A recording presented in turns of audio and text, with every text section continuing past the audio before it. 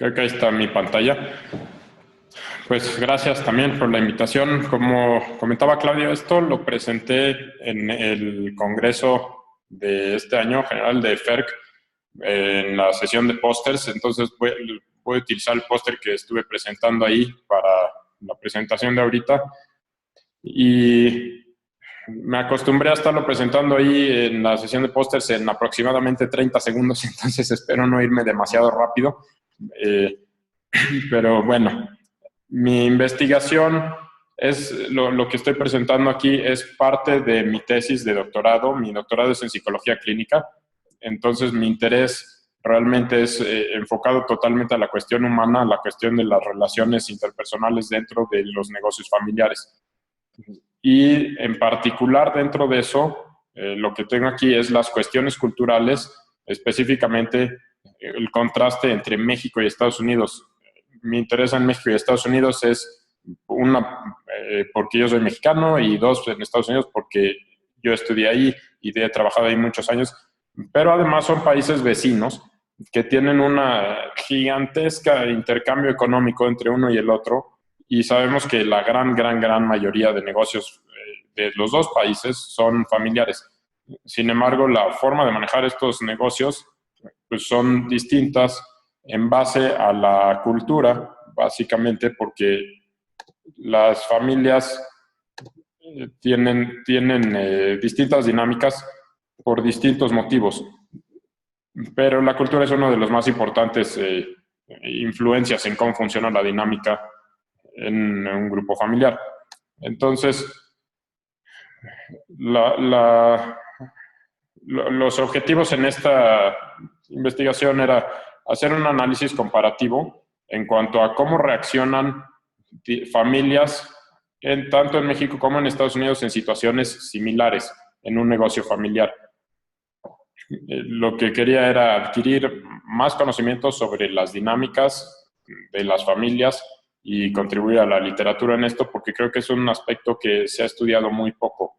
En general, cuando hablamos de negocios familiares, hablamos mucho del negocio y no tanto de la cuestión que realmente yo creo que distingue un negocio familiar de un negocio no familiar, que es la familia y la forma tan compleja de relacionarse dentro de la familia y de la familia con el negocio y la organización tan particular que esto genera.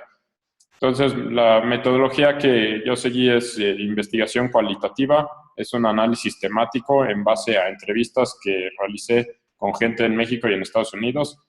Fueron entrevistas largas, profundas, entre una hora y hora y media. Tuve 12 voluntarios, hubieron un poco más de México que de Estados Unidos, pero de todos modos no afecta realmente porque lo que estaba buscando era temas a nivel individual y las historias de cómo funcionan con su familia. El requisito para ser participante es que tenían que ser mexicanos, viviendo y trabajando en México, con un negocio familiar en donde han participado por lo menos 5 años, o si no estaban en ese momento participando en el negocio y lo habían hecho antes, porque hubo gente así, pero tenían que haber estado por lo menos 5 años trabajando dentro de su negocio. Y lo mismo es en Estados Unidos, por lo menos 5 años en un negocio en Estados Unidos, trabajando con su familia y siendo americanos nacidos en Estados Unidos y que habían crecido en Estados Unidos. Entonces, en base a estas entrevistas encontré 3 temas principales. Los temas que encontré son el primer tema es la cultura colectivista contra la cultura individualista. Creo que es un tema que se ha discutido bastante, sobre todo a nivel de investigaciones antropológicas, también un poquito en cuanto a cuestiones de negocios familiares, tal vez no tan aplicado, y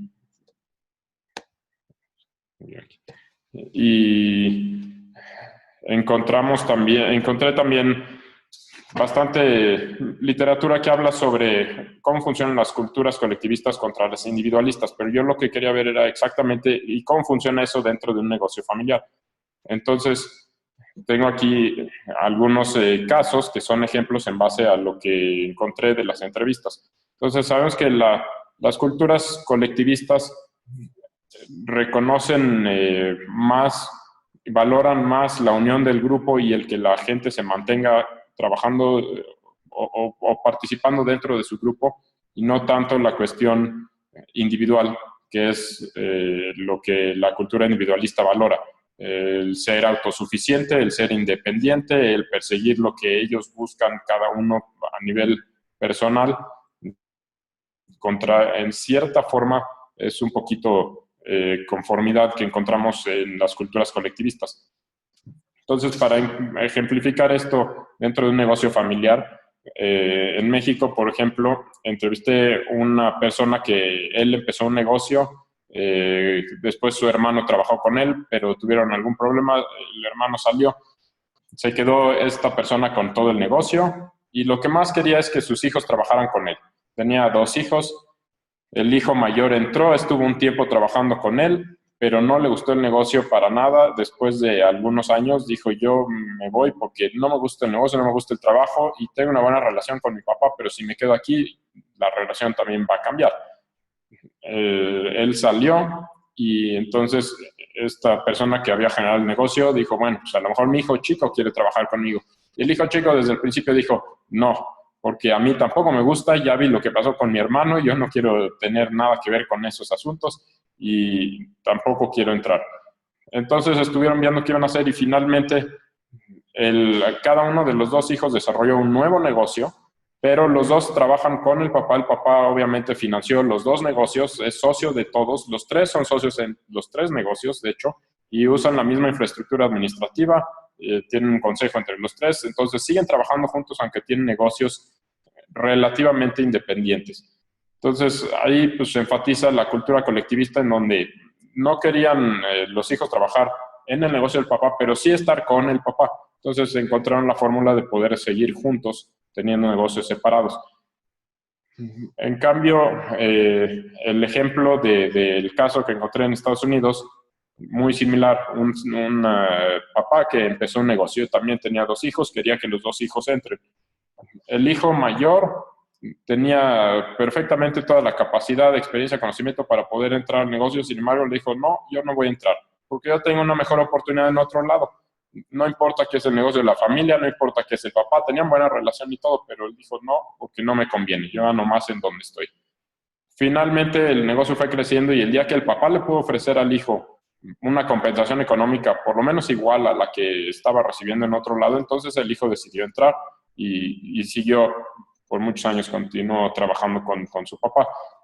El hijo menor tenía otra situación porque él quería estudiar y estaba estudiando una carrera que era muy larga, porque era una carrera de trabajo clínico, médico, y mientras era estudiante, pues trabajó con su papá porque tenía mucha flexibilidad de horarios y tenía un ingreso, entonces le convenía, pero el día que terminó de estudiar, dijo, bueno, yo ya acabé con este negocio también, ya tengo una profesión, ya me voy a hacer lo mío. Y dejó el negocio pensando en su carrera pues, antes que el negocio familiar, que eventualmente después de algunos años pues, el negocio acabó cerrando. El segundo tema es el manejo de las emociones. Y aquí me estoy obviamente enfocando en la cultura mexicana, pero creo que a nivel latinoamericano compartimos muchas de estas cosas porque en cierta forma tenemos culturas particulares en cada país o en cada región, pero también hay muchas cosas que compartimos, digo, por la historia. Y la cuestión de las emociones creo que es un contraste bastante importante entre México y Latinoamérica con Estados Unidos. En la cultura mexicana se caracteriza por tener muy altos niveles de afecto. O sea, somos muy efusivos, muy emotivos. Y en cuanto a la cultura americana, es el opuesto. La experiencia emocional es una reacción interna, no expresada tanto en la conducta y más igual como es una cultura individualista, más lo viven más a nivel individual y interno, y lo que promueven es la distancia emocional, sobre todo pensando en que además de ser familia, tienen un negocio. Entonces, en cierta forma, viniendo de la cultura mexicana o latina, pues aparentan los americanos ser fríos. No es que sean fríos, es la cuestión de la individualidad y la independencia. Y los ejemplos de cómo esto se ve dentro de un negocio familiar, en México, la persona que entrevisté también era otro fundador de un negocio y me estaba contando sobre su hijo que entró a trabajar con él y era una súper expresión de felicidad del gusto que su hijo trabajara con él y poder trabajar juntos y desgraciadamente después el hijo decidió salirse y otra vez el tono de la entrevista cambió totalmente a la tristeza que tenía el papá de haber hecho un negocio que funcionaba y que el hijo pues, no quería participar. El contraste con Estados Unidos también fue una persona que es el fundador de su negocio y su hija estaba pensando entrar con él. Y él tranquilamente, totalmente de manera intelectual, estaba diciendo que pues, le daría mucho gusto si trabajara con él, pero si no, pues también está bien, ¿no? Que encuentre ella lo que es su camino y ya. Eh, Como muy plana su descripción, totalmente intelectual. Entonces, eso hace que hayan distintas dinámicas dentro de las familias y el manejo de los negocios sea distinto. Y el último tema es la distribución y el uso del poder.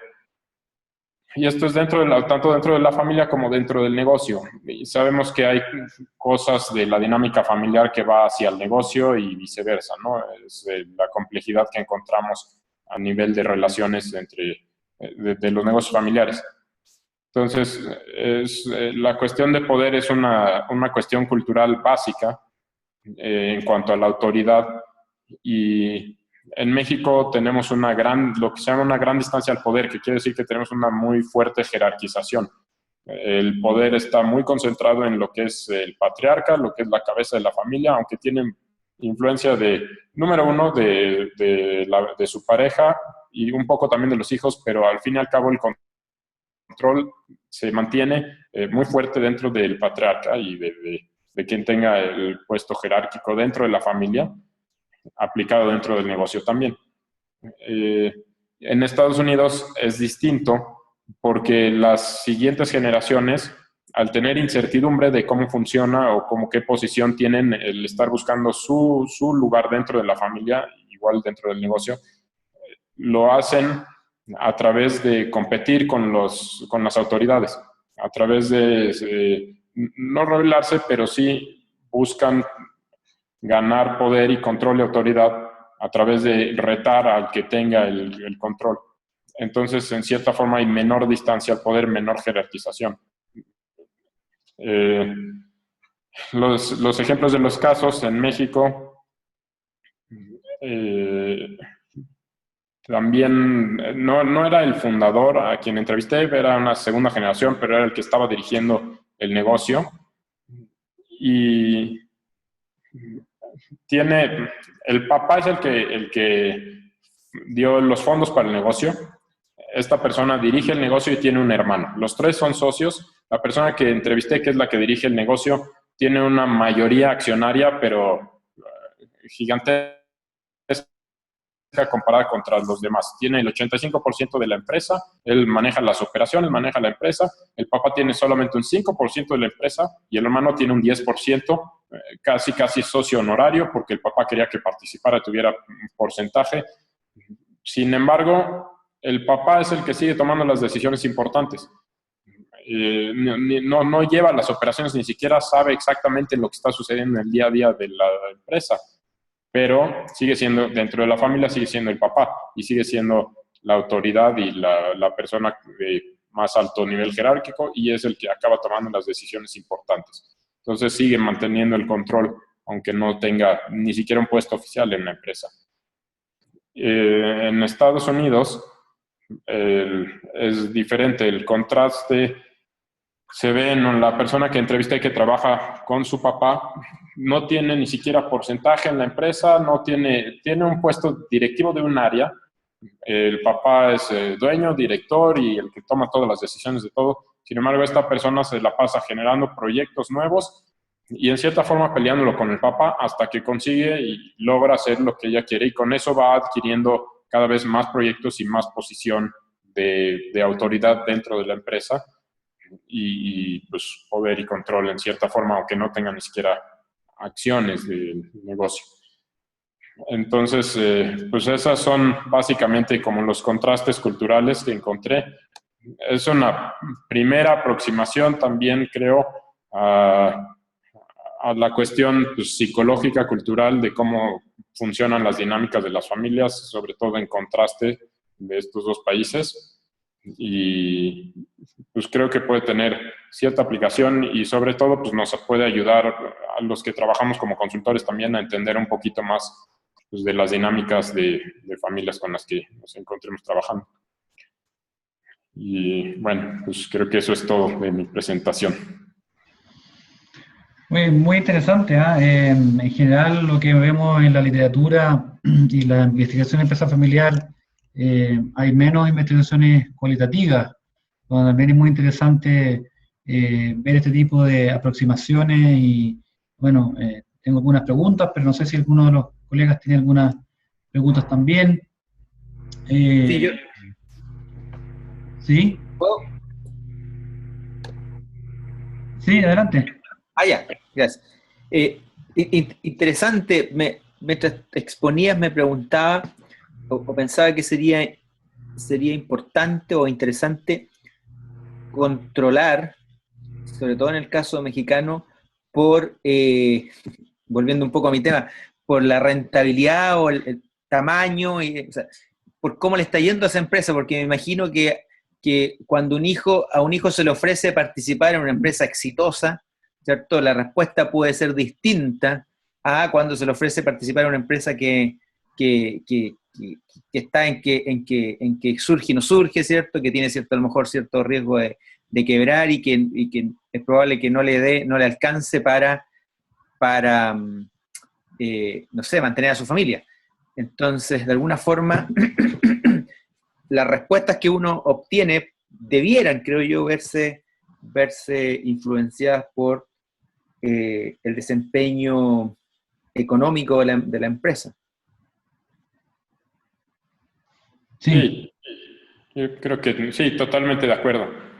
Claro que no es igual ofrecer un trabajo en una empresa sólida y que se ve que tiene crecimiento y mucha proyección a futuro que una que esté en un momento dudoso.